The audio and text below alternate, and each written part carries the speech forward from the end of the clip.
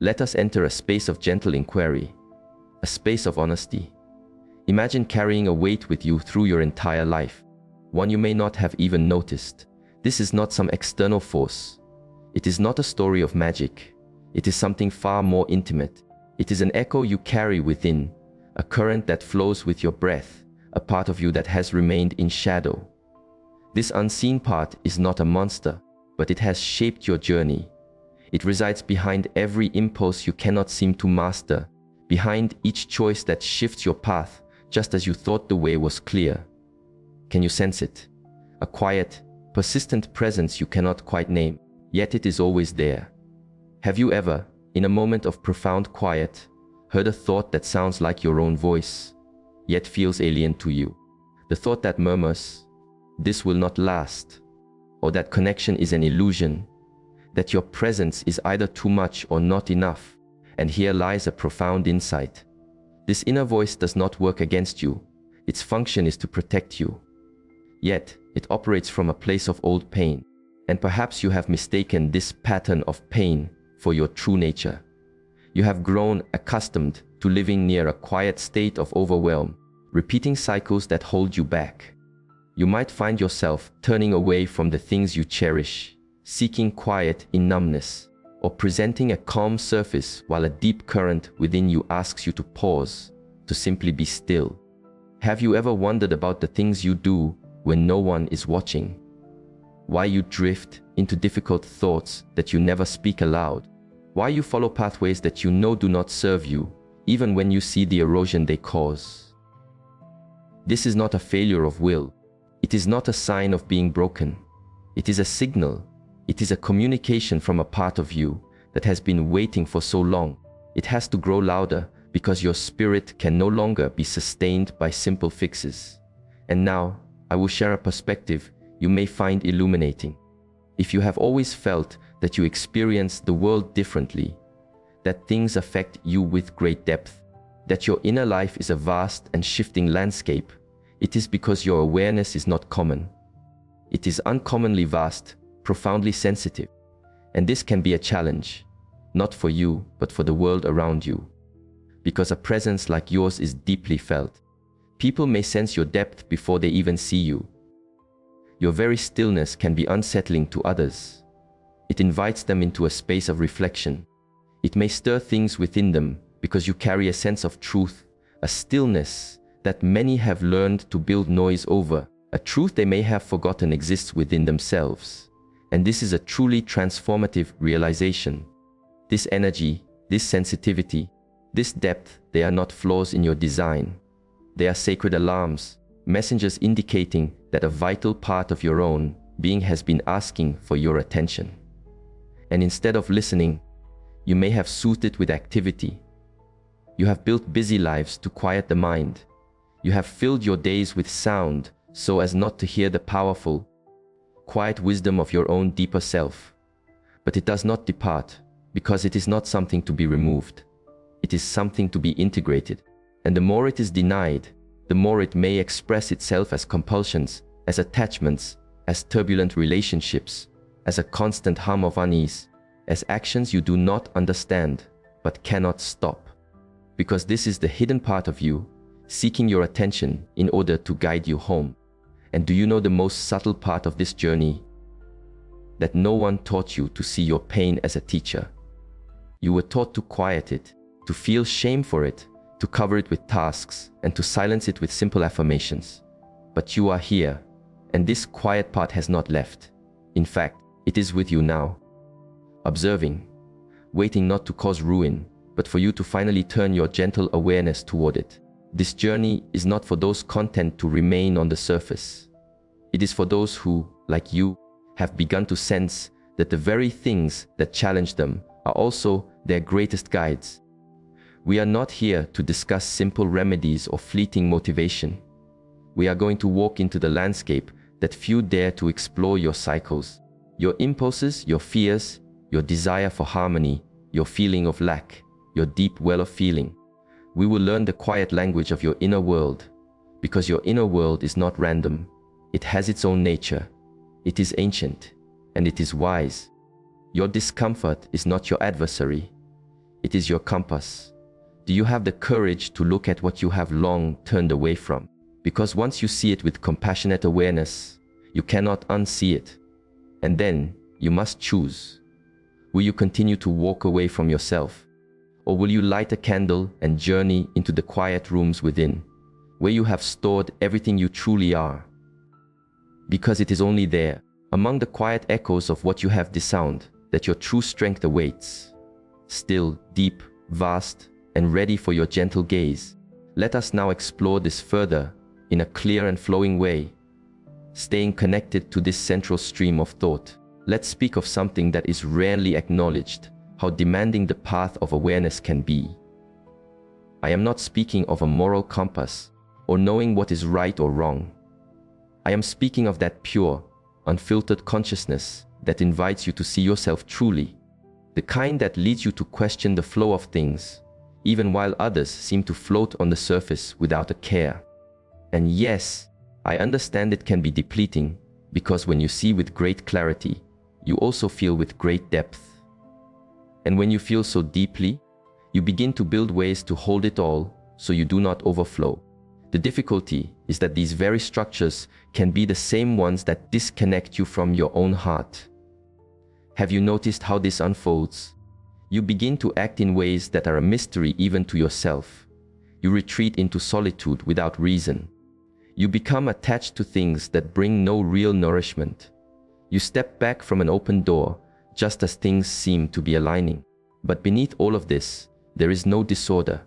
There is simply a profound clarity that has not been fully integrated. Because when you possess a heightened sensitivity, life does not enter your mind as it does for many. It arrives unfiltered, in its raw form. Every word, every glance, every silence carries countless layers of meaning. And this can create a sense of being overwhelmed that few can relate to. It is from this place that repetitive patterns are often born, not from a lack of strength, but from an abundance of feeling. You are not broken. You are perceiving a great deal. Your mind is processing more. Your body is holding more. Your heart is enduring more until it reaches its capacity. And then the habit appears, the cycle, the fixation, the path of avoidance. But here is the mechanism. When you finally find that moment of release, when you eat, drink, or distract, the system relaxes and registers this as a solution, even if it leads you further from yourself. And if you are aware, you know this. But you cannot simply will it away, because the mind does not respond to force when what it needs is gentle space. That is why repeating a pattern is not a choice. It is a response. And the more you attempt to control it with rigid discipline, the more it eludes you, because what is needed is not more control. It is more understanding, more presence, more stillness to feel what has been held inside for years. And do you know what makes this path even more intricate? While you navigate this inner current, from the outside, all can appear to be well. You have ordinary days, moments of peace, you meet your obligations. And this can lead you to question yourself. Am I making this too significant?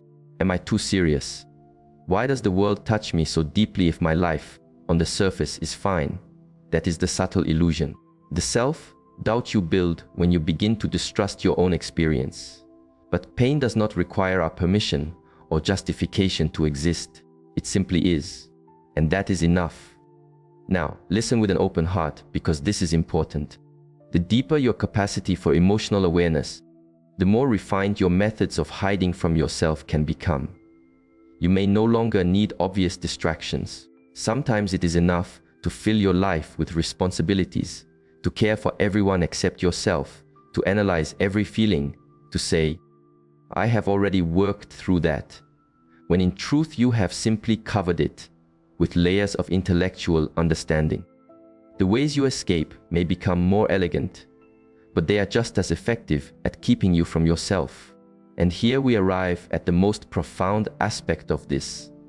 The hidden parts of yourself are not only made of what you dislike, they are also composed of everything you dare not admit you truly need die, of the desires you have judged, of the strong feelings you clothe in calm, of the human need to be seen, to be cherished, to be acknowledged, which you may have learned to deny in order to appear self-reliant. And the more you deny these needs, the stronger the unconscious pull to fulfill them becomes. It is not that you are without discipline. It is that you have not given yourself permission. Permission to feel without a filter, to be angry without blame, to cry without apology, to say, "I need," without shame. Because most of your patterns are not born from an addiction to pleasure. They are born from an emotional hunger, from unmet needs, from old wounds that still ache even though years have passed. Do you want to know why breaking a cycle is so challenging? Because discomfort, even if it limits you, is also familiar. It is known. You can navigate it. Whereas well-being, tranquility, and true connection can feel foreign, uncertain, untrustworthy. That is why when life begins to flow with ease, you may disrupt it. Not because you are unworthy, but because the inner system, trained for years in a different way, perceives goodness as unfamiliar and therefore unsafe, because it asks you to be open. It asks you to be vulnerable, because you may not yet know how to simply rest in peace. And this is the very center of it all. Your system does not seek happiness, it seeks familiarity. And if your sense of what is familiar was built in turmoil, then that is the state you may unconsciously seek, time and again. That is why it is difficult to let go. That is why you are drawn to connections that mirror old patterns. That is why you become dependent on things you dislike, because your body registers the known as safe, even if it causes you pain. So, this is not a question of willpower. It is a journey of deep emotional re-patterning. And that re-patterning does not happen through force. It happens when you begin to look with honesty at all that you have avoided.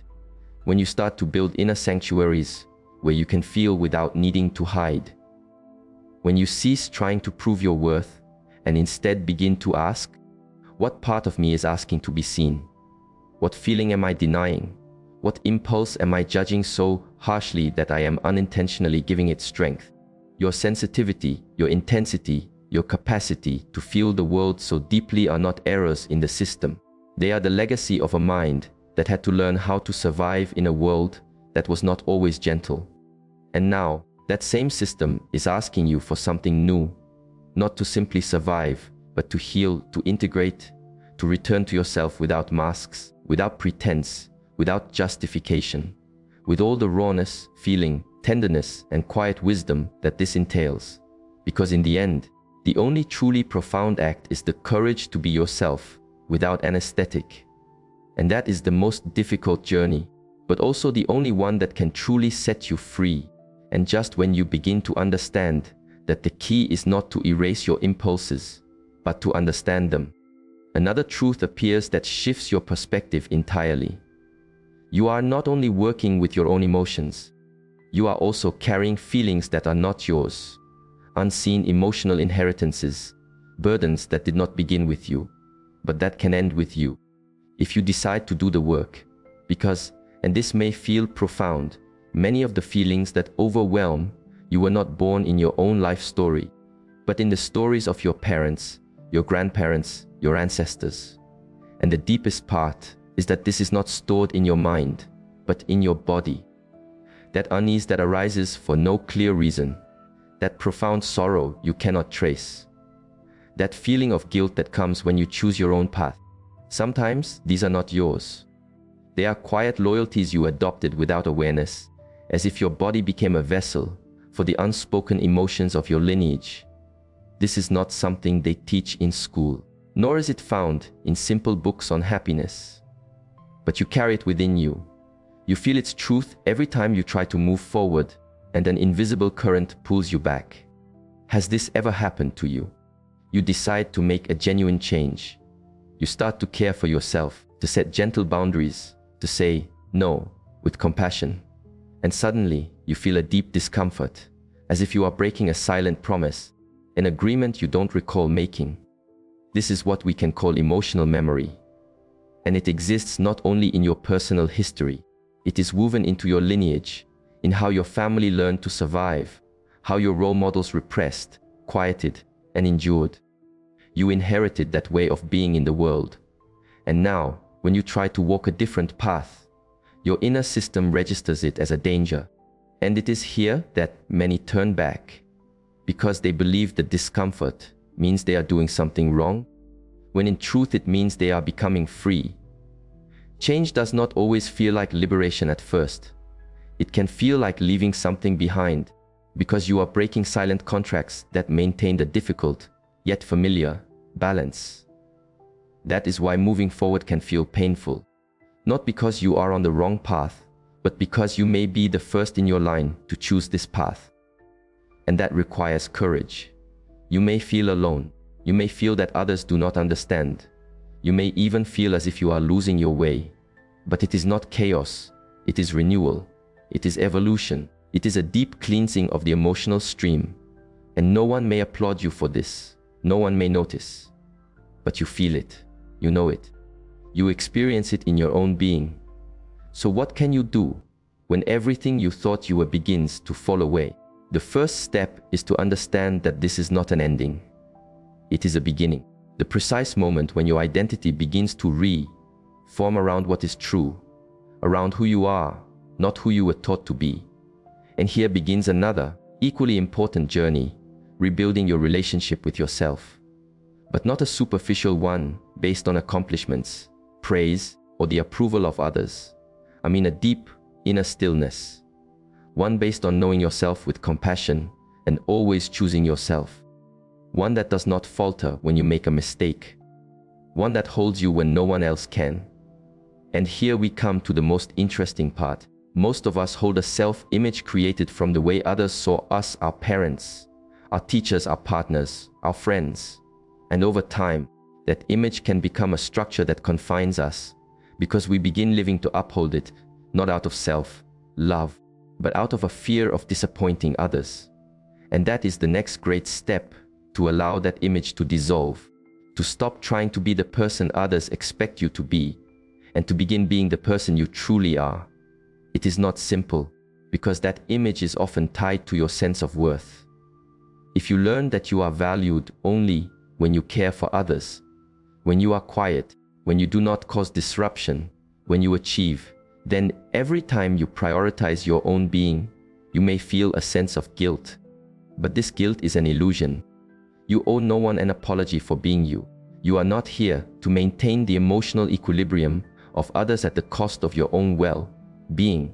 And if your presence, your energy, your depth makes others feel a stir of discomfort, let it be. You did not come to this life to be small. You came to awaken, to transform, to complete old cycles. And now listen with great care, for this speaks directly to your nervous system. You do not need to be on alert all the time. You do not have to anticipate every outcome to avoid pain. You are no longer in that old danger. But your body does not know that yet. That is why it reacts as it does. That is why you may live with a quiet tension in your muscles. It's why you may not sleep deeply. It's why you eat without hunger or lose your appetite to unease. Because your body learned that to be relaxed is to be vulnerable. And here is the true work, to re-educate your system so that it understands it no longer needs to defend itself from shadows. This is not achieved only through silent sitting or with affirmations spoken to a mirror. It is achieved through repeated, small acts of self-compassion, with clear boundaries set in love, with moments of pause where you can quietly tell yourself, I am safe. I do not have to run. I do not have to explain. I do not have to rescue anyone. And yes, at first, you may feel guilt and emptiness, even a kind of quiet sadness you cannot explain. But that does not mean you are on the wrong path. It means you are cleansing. You are shedding layers you have carried since you were a child. You are releasing burdens that were not yours to carry. And when you begin to live from that space, something changes. Your impulses begin to quiet. Your compulsions dissolve, not because you conquered them, but because you no longer need them. Because you are no longer running away. You are inhabiting yourself. You are listening to yourself. You are acting from a place of connection, not from a place of lack. And that is what no one teaches you. That when you learn to truly be with yourself, many of your inner battles fade on their own. Your intensity does not disappear, but it is transformed. It becomes a creative fire, a clear direction, a profound authenticity. It is no longer a force that harms you. It is a light that guides you. And then you cease to struggle against yourself. You stop seeing your sensitivity as a weakness, and you begin to see it for what it has always been: a doorway, a compass, a profound way to understand the world and to transform it. And that transformation begins with you, here now. In this moment where you can no longer pretend, where your soul asks for truth, where your body asks for rest, where your story finally wishes to be rewritten from a place of awareness, not from a place of old pain. So do not cover it. Do not deny it. Do not distract yourself. Look at it. Listen to it. Hold it with compassion. Because in that very part of yourself you may have feared lies everything you need to be free. And you are already ready, even if you do not feel it yet. And it is here that the path becomes truly beautiful. Because just when you feel you understand the landscape of your inner world, just when you feel you are beginning to harmonize the emotional currents within, something even deeper reveals itself. Something that many never have the chance to discover. Beneath all the struggle, beneath your impulses, your sense of lack, your unease, and your need for recognition, there is a profound strength waiting to be embodied. A strength that does not resemble what the world sells as self, worth, or power. It is not an image of success, nor a perfected version of yourself. It is something much more honest, much more real: your capacity to hold your own being with compassion, without depending on the judgment of others, without needing to be well all the time, without demanding that you be an optimized version of yourself every single day. And when you discover this, when you begin to live from this inner wellspring, the old spell is broken. Life ceases to be a race to prove your worth. Your relationships transform. Your way of working transforms. Even the rhythm of your breath changes. You no longer need to struggle so much. You are no longer trying to fit into spaces not meant for you. You begin to create a space where you can simply exist. And in this world, that alone is a revolution. But there is one final, subtle turn in the path. And it is this: the thought that now that you understand, you will no longer stumble. The idea that this knowledge grants you immunity, that you will never again doubt, or sabotage, or turn away from yourself. My friend, you will stumble again, because this path does not make you perfect. It makes you honest. You will see old patterns arise. You will feel the tide of unease again. You will have days where you do not understand anything you feel. And that is perfectly all right, because now you do not run from yourself. Now you see yourself, you observe yourself, and you choose yourself again and again and again. That is the difference between a life lived in unawareness and a life lived from a place of truth. It is not that everything becomes easy.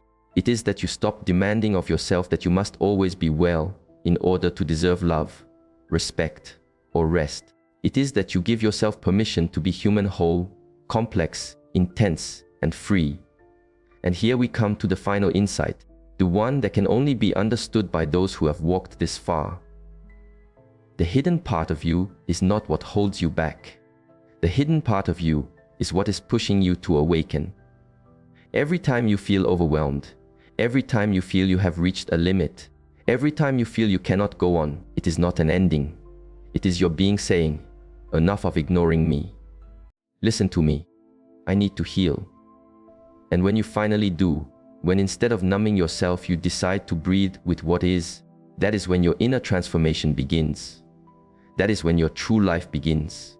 So, if you have journeyed this far, if you have felt these words as if they were spoken to your own heart, allow me to say this: it is not by chance.